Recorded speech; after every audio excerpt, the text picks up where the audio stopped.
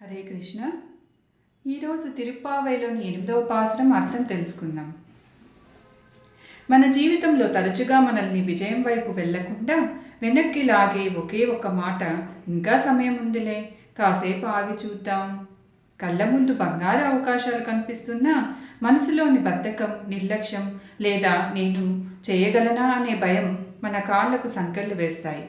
సరిగ్గా ఇలాంటి స్థితిలో ఉన్న ప్రతి ఒక్కరిని తట్టి లేపడానికే గోదాదేవి అంటే మన ఆండాళ్ళ తల్లి తిరుప్పావై 8వ పాసురంలో ఒక అద్భుతమైన పిలుపునిచ్చారు.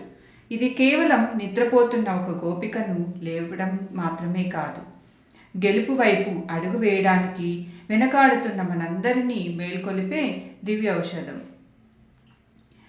ఈ 8వ పాసురం యొక్క అర్థం ఏమిటి అంటే, ఓ గోపిక, తూర్పు దిక్కున ఆకాశం తెల్లవారింది. పశువుల మందలు ఉదయపు మంచులో చిరుమేత కోసం పొలాల వైపు బయలుదేరాయి.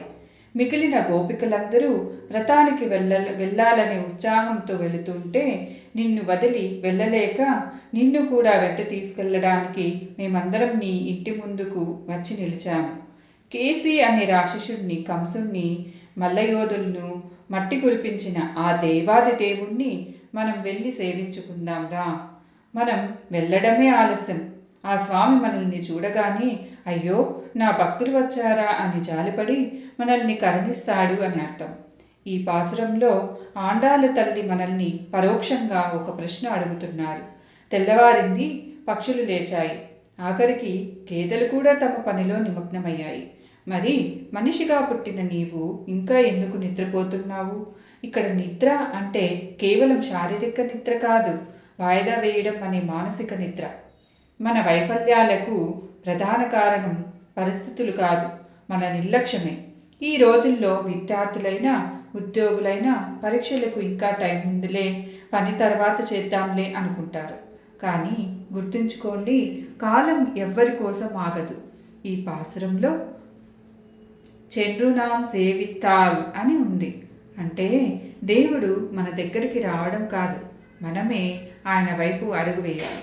మనం ఒక్క అడుగు వేస్తే ఆయన ఆవా అని జాలిపడి 10 అడుగులు మన వైపు వేస్తాడు.